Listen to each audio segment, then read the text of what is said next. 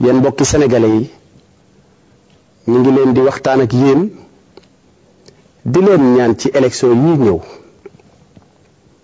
nga xam ne nii élection la yoo xam ne nii dafay dindi lu bari ci li fi nekkoon ci Sénégal ñun ñu gëm ne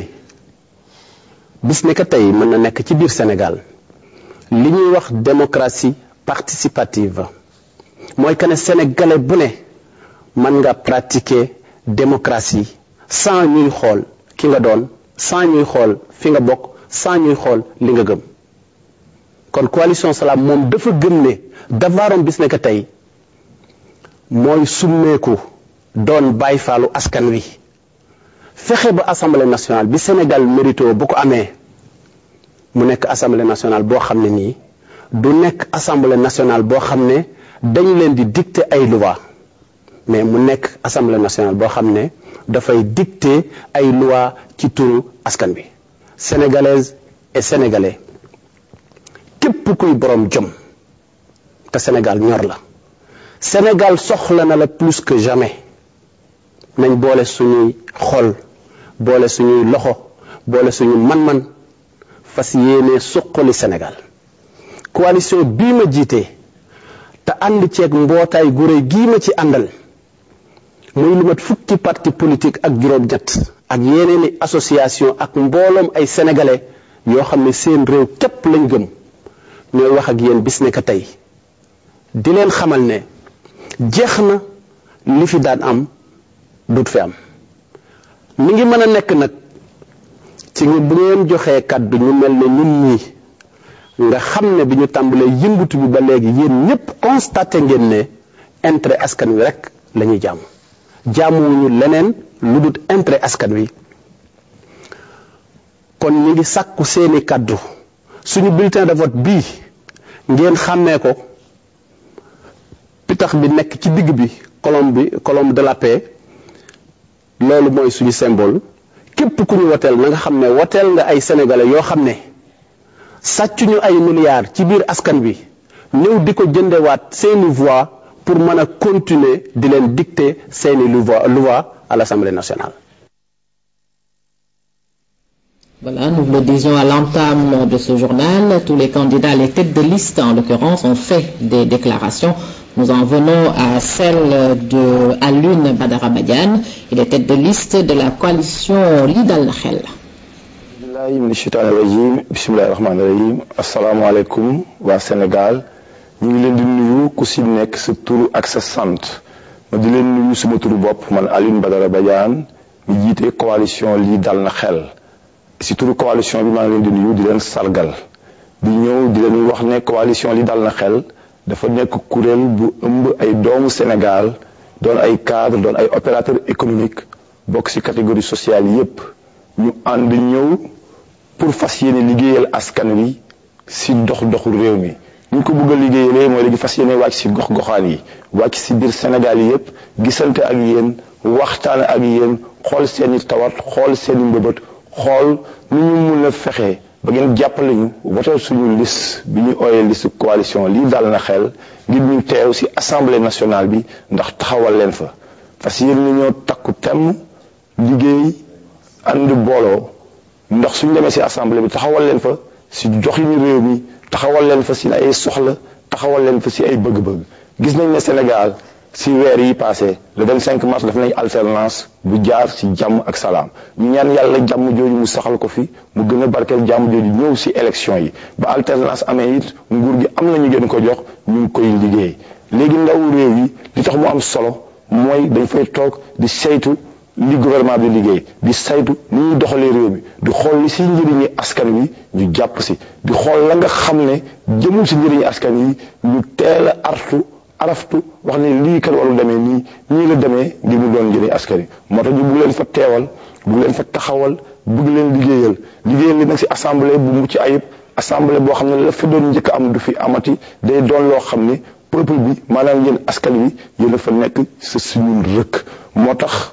coalition Li Dal na Xel am na ay ndaw si biir Sénégal yi yépp si gox yi yëpp si département yi yëpp ñu ngi dina ñëw waxtaan ak yéen saafonte yéen fépp fu ñu investir nit fu ñu investir député mooy que dëkk sa gox ba amal njëriñ gox ba di dox intérêt gox bi loolu la ñu bëgg assemblée nationale bi mu am foofu loolu feeñ biir assemblée nga xam ne ña fay teew ñëpp kenn nekk fa ngir sa intérêt bopp da nga fa nekk ngir intérêt askan wi ngir intérêt gox ba nga jógee donc élection yi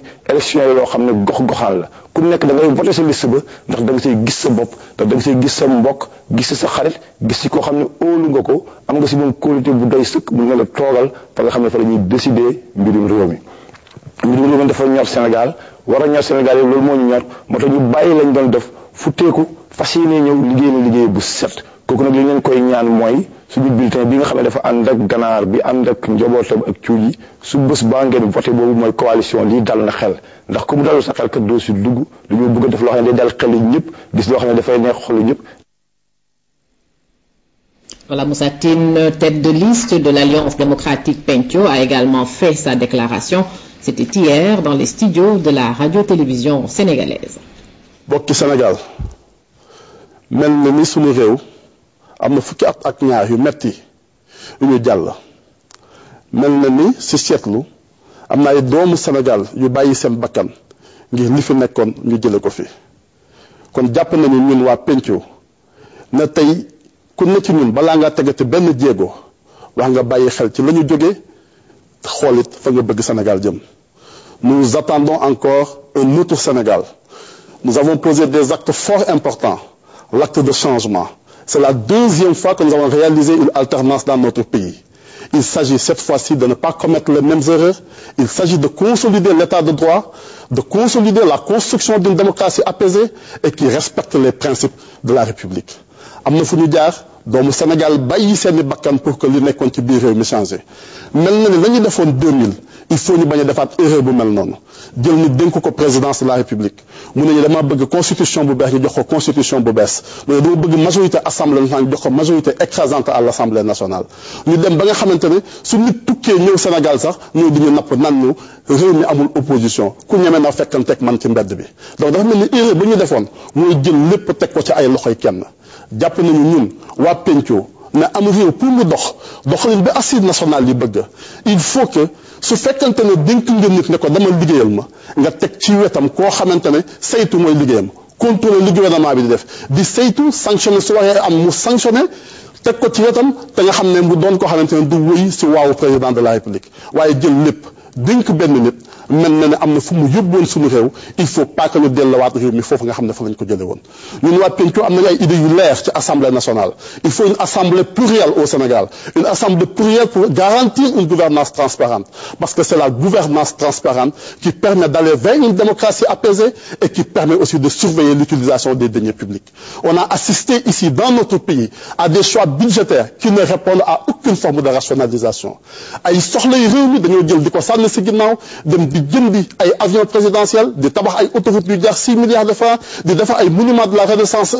africaine fekk na am na ñu nekk ci mbënd mi fekk na dund gi gën naa cher fekk na soxlay askan wi jàng mi doxul ay pat mi di sooxe ci biir réew mi donc jàpp nañu ñun tey na yoon bi nga xam ne moom la ñu war a jaar mooy fexe yóbbu assemblée nationale ay ndaw réew moo xamante ne dërëmu askan fu mu dugg dina ko lijjanti fu ñu ko war a dugal dina seet ndax foofu mooy priorité foofu la ko askan wi di xaar foofu moom mooy njëriñu réew mi bu ko defee suñu réew doot ñu nekkati daje si mbedd bi di xeex di xuloo di sànnante ay lacrymogène di am lu ñuy xëccoo ndax boobu fekk na ka ngeen yónni ci biir réew mi seen intérêt yéen moo ko tax a jóg seen intérêt yéen waa askan wi moom moo tax mu jóg li ko tax a jóg mooy fexe ba luy seen intérêt ci biir réew mu taxaw ba kenn di ko faagagal. Voilà, Demba Dia et Mariam Wane Ly se sont également prononcés, c'est au nom de la coalition des alliés du peuple pour relever les défis du 21e siècle, CAP 21. asalaamaaleykum mbokk Sénégal ñu ngi nuyu ku nekk turam ak santam di nuyu kilifa diine yi di nuyu ñëpp mag ak ndaw jigéen ñi ñëpp ñu ngi leen di nuyu aussi les Sénégalais yi nga xamante ne ñu ngi ci bitim réew di leen présenter la coalition des alliés du peuple mooy coalition pour relever le défi du 21e siècle mooy coalition bi nga xamante ne mooy coalition bi gën a jege peuple bi comme dañu naan ndax parité maa ngi bàyyi la parole à Mariam Ly Wane mooy ki nekk ci deuxième ci liste coalition des alliés du peuple. Chers compatriotes, Le 25 mars 2012, nous avons élu un président de la République qui a nommé un gouvernement. Or, la sagesse populaire enseigne qu'il ne serait pas prudent de mettre tous ses œufs dans un même panier. C'est pourquoi la liste des alliés du peuple, CAP 21, dont le symbole est l'éléphant et la tête de liste d'Embadia, vous demande de voter pour elle. Ce serait un risque de confier tous les pouvoirs à une seule personne, à une seule coalition. Les alliés du peuple, la coalition des alliés du peuple, c'est un ensemble de patriotes expérimentés, engagés dans la lutte pour la défense des intérêts de la population. La tête de liste d'Embadia que nous avons tous mis devant nous, c'est parce que c'est un jeune très engagé dans la lutte pour la défense de la population, dans son quartier et ailleurs. Dans la liste, nous avons beaucoup de gens qui ont participé plusieurs fois à toutes les activités politiques, sociales de ce pays. Nous avons d'anciens candidats, comme Ousseynou Fall, petit-fils de Cheikh Ibra Fall, qui toute sa vie a lutté pour satisfaire les intérêts de la population.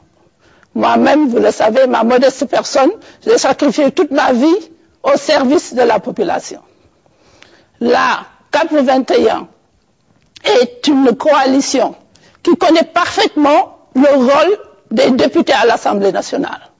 C'est pourquoi nous vous demandons encore une fois de ne pas confier tous les pouvoirs à une seule coalition, à une seule personne, et de voter pour notre coalition, qui est une coalition qui a pour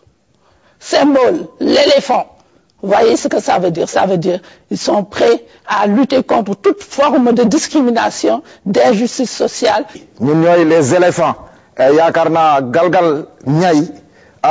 ku galgal ñay mom gëmuma di nga dem fu sori te ku yegg ñay tamit fi ngay seen dafa sori. Jërëjëf Sénégal, merci beaucoup.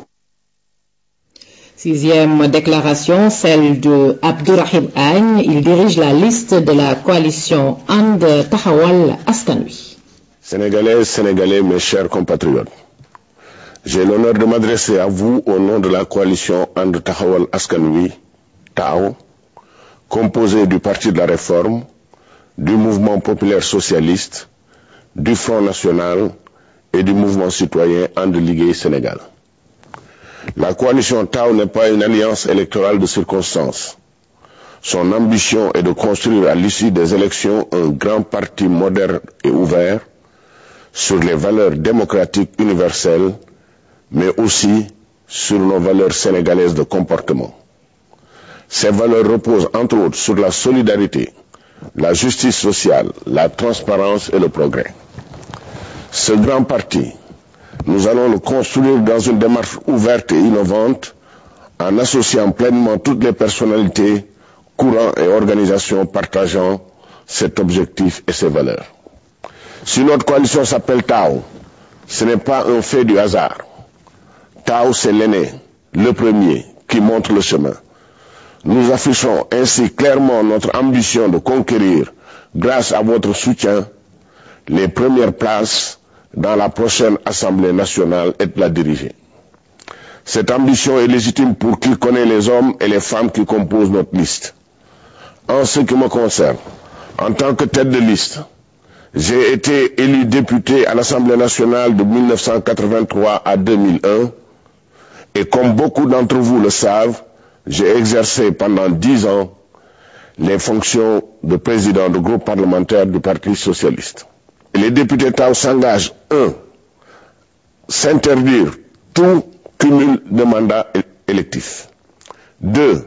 Organiser chaque année un jury citoyen avec les collectivités locales autour de l'évaluation de leur action parlementaire. 3. Organiser une séance citoyenne de compte-rendu du mandat dans leurs circonscriptions respectives avant chaque session budgétaire. 4. Consulter les citoyens de leurs circonscriptions respectives sur les lois sensibles relatives à l'éthique et à la bonne gouvernance. 5. Se soumettre à des sanctions disciplinaires et financières pour lutter contre l'absentéisme tant décrié. La coalition TAO apporte des innovations majeures en proposant aux Sénégalais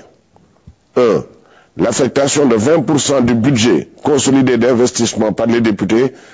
dans les projets locaux définis en concertation avec les populations concernées et leurs élus locaux. 2. L'audition des ministres, comme aux États-Unis, par les commissions parlementaires compétentes avant toute nomination avec droit de veto. 3. L'établissement de liens institutionnels renforcés. Voilà, la coalition Wallu Askan Wi Sénégal est conduite par Doudou Sarr. Il a également fait une déclaration. Bonsoir. Hier, vendredi, après-demain, lundi, 3 300 000 Sénégalaises et Sénégalais se lèveront le matin pour chercher du travail et rentreront chez eux sans aucun emploi. Chaque année, plus de 200 000 jeunes Sénégalaises et Sénégalais débarquent sur le marché du travail. C'est l'une des questions qu'il faudra trancher le 1er juillet prochain. Il s'agira de voter pour que ces plus de 3 300 000 Sénégalaises et Sénégalais commencent à trouver un emploi. Ce sont ces questions qu'il faut régler. Élire une majorité parlementaire qui constituera un gouvernement qui s'attellera à la priorité des priorités, régler d'abord et avant tout la plaie des plaies de notre pays, la question du chômage. Depuis plus d'une décennie, nous proposons la création annuelle de 200 000 contrats, formation, emploi, qualification, c'est-à-dire des contrats de pré-emploi chaque année. Cela ne fait pas plus de 120 milliards. Cela ne fait pas plus de 5% de l'actuel budget 2012. Depuis plus d'une décennie, nous proposons que les entreprises qui bénéficient des marchés publics, marché de l'État, marché des collectivités locales, s'engagent à signer 100 000 contrats d'apprentissage nouveaux, nous disons bien, chaque année. Ce faisant, nous ne mettrons pas fin au chômage, mais nous le réduirons massivement. 100 000 contrats d'apprentissage, c'est 2,5% du budget actuel du budget 2012. La question des questions est de savoir, est-ce que nous en avons les moyens? 5% du budget? 2,5% du budget? S'il s'agit de priorité, nous en avons les moyens. Parce que tout est urgent, nous dit-on. Mais si ce n'est pas prioritaire, oui, nous n'aurons pas les moyens. Nous disons, nous, que nous en avons les moyens. Et le 1er juillet, il faudra voter pour que nous commencions à solutionner cette question. 120 milliards, 60 milliards, nous en avons les moyens. Je vous remercie.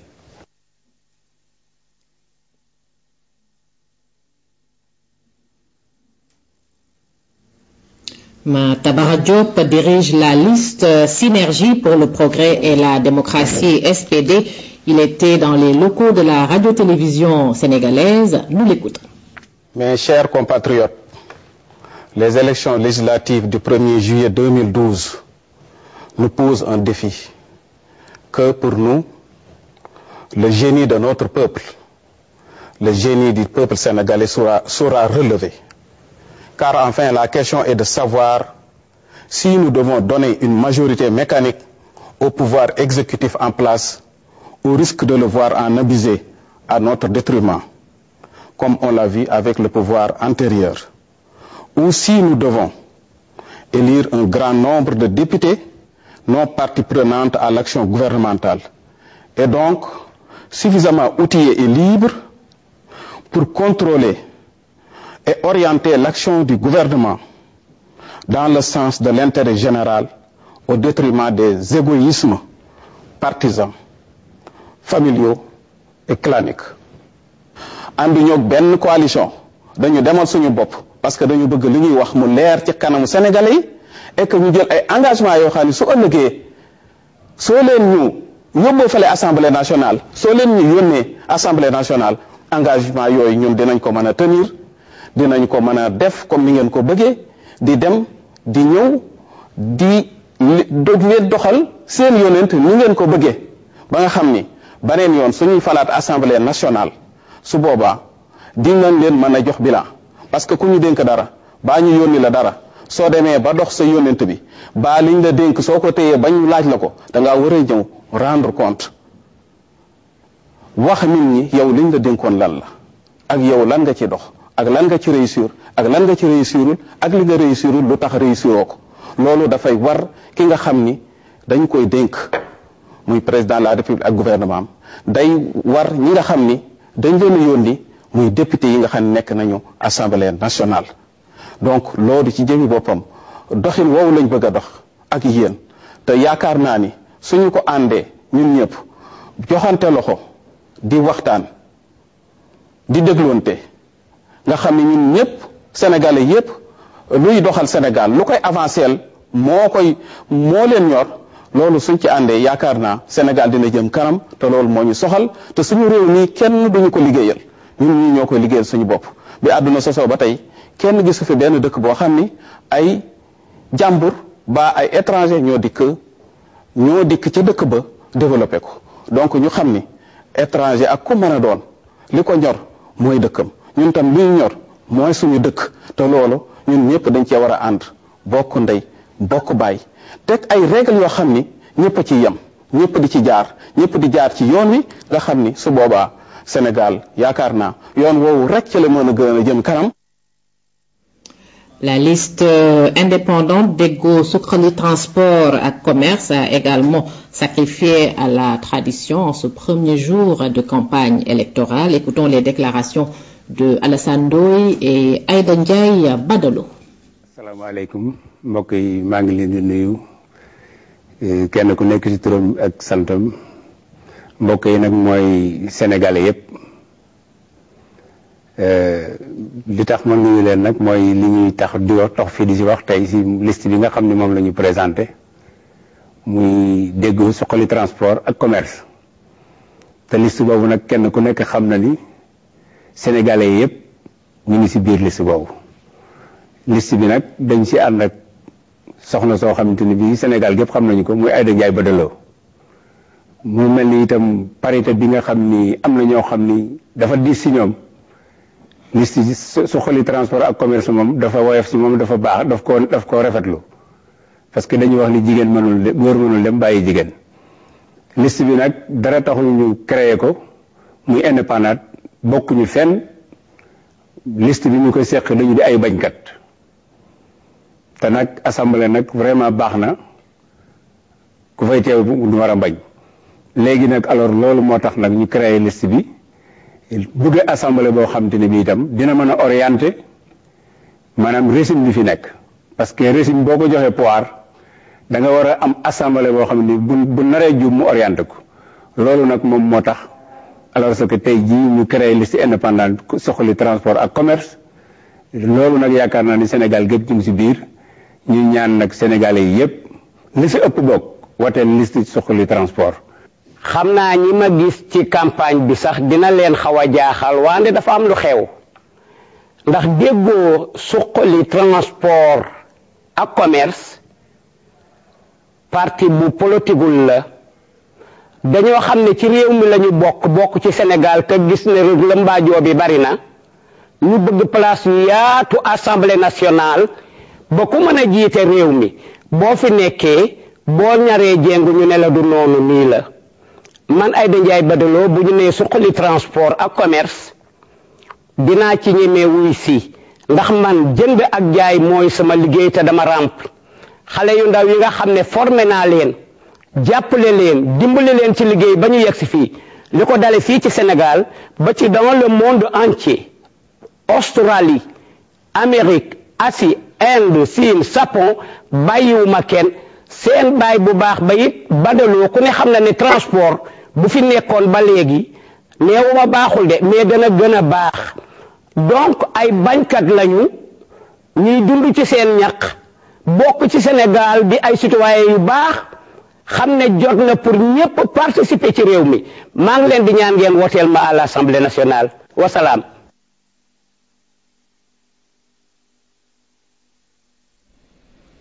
C'est Pape Diop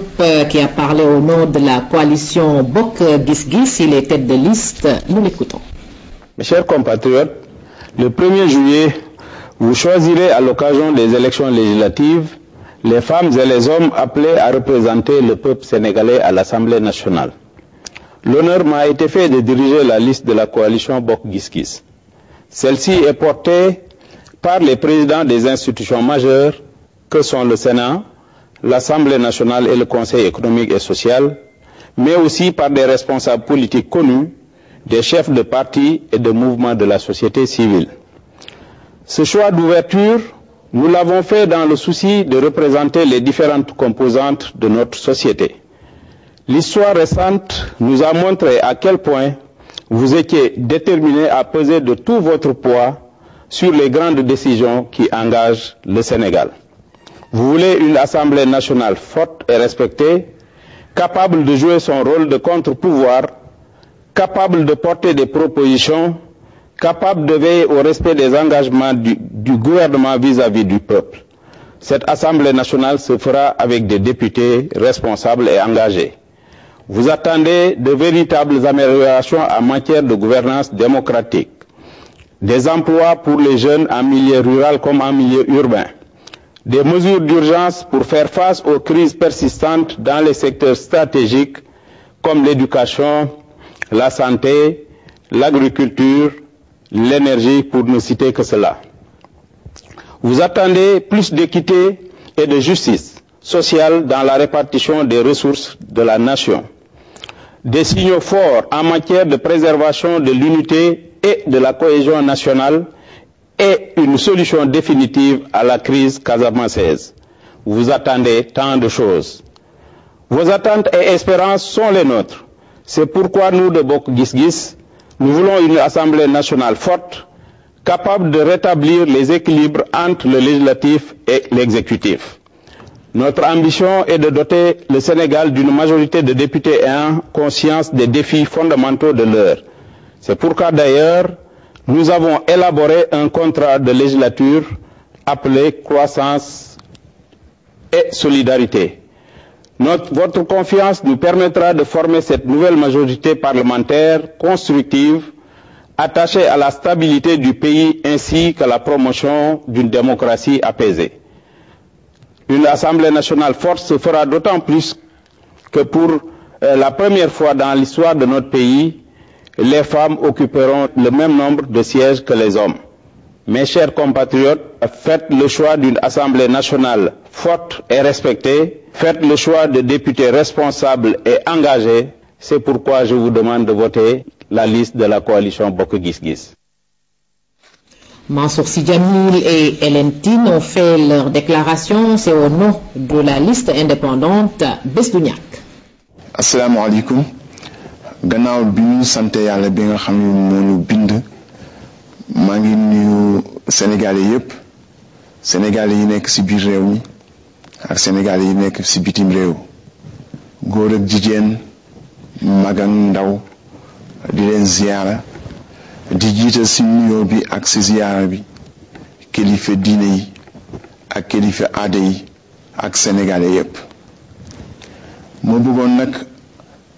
njukkal leen ndax amel naa leen njukkal, Sénégal yépp amel na leen njukkal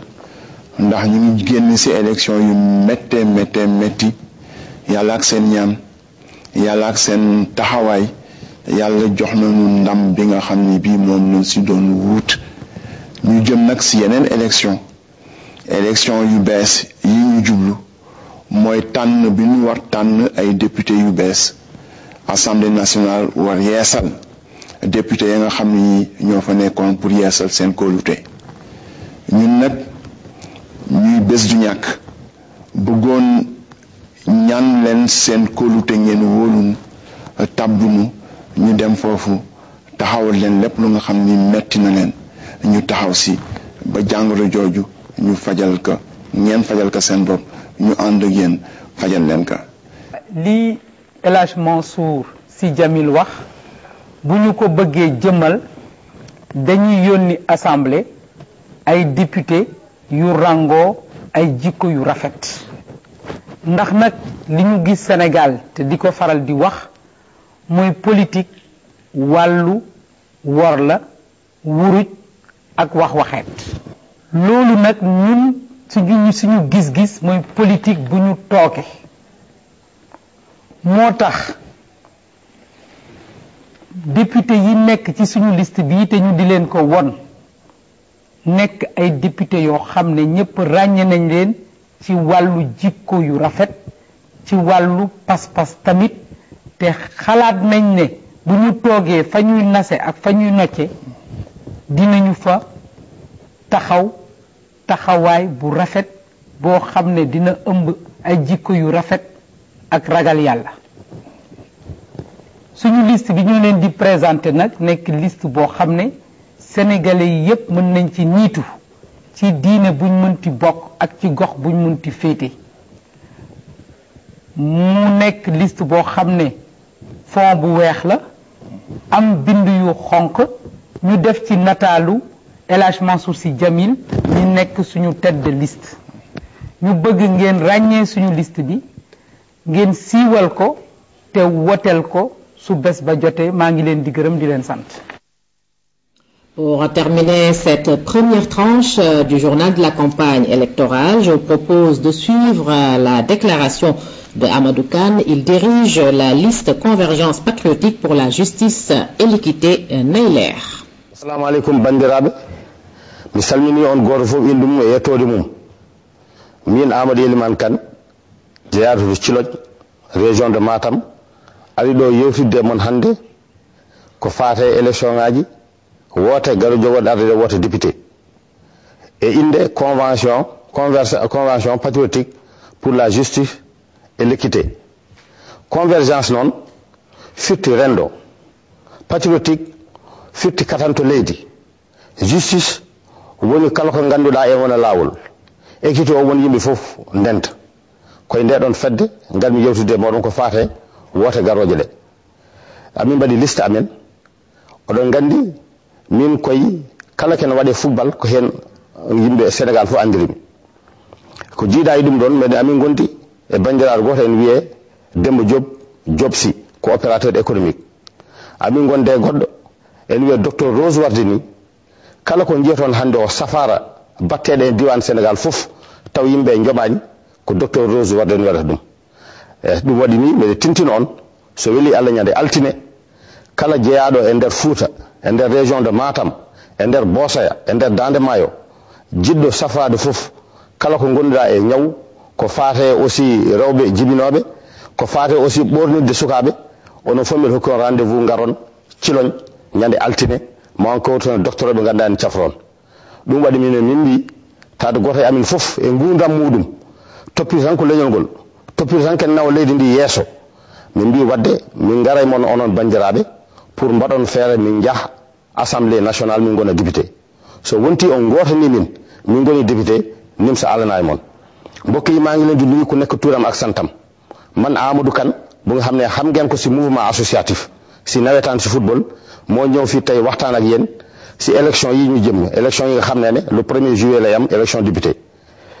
Dañu am parti bu nga xam ne muy tudd convergence patriotique pour la justice et l'équité. Convergence mooy dajale, patriotique mooy lu nga xam ne dara yittewu la lu dul réew mi, justice mooy lu nga xam ne ñëpp yem si maanaam si justice, équité aussi mooy lu nga xam ne amul kenn ku nga xam ne war na ëpp keneen. Loolu moo tax ñu ne ñun ñi lu nga xam ne ràññee nañu si lu ñuy def soo leen ñu wootale ñu dem assemblée nationale doo leen am rëccu parce que dañuy continuer lu nga xam ne commencé nañ ko. Ñu ngi ànd ak docteur Rose Wardini consultation gratuite yooyu mu nga xam ne mu ngi koy def partout Sénégal, ñu ngi ko si gërëm. Loolu moo tax ñu ne soo leen ko jàppalee mu dem nekk député lu nga xam ne daan na ko def dina continuer def. Maa ngi leen di nuyu ñëpp di leen jox rendez-vous une prochaine fois. Merci beaucoup. Voilà, c'est la fin de la première tranche de ce journal de la campagne électorale. On se retrouve tout à l'heure pour la seconde partie, mais avant la grande édition du soir avec Binta Wagé. À tout à l'heure.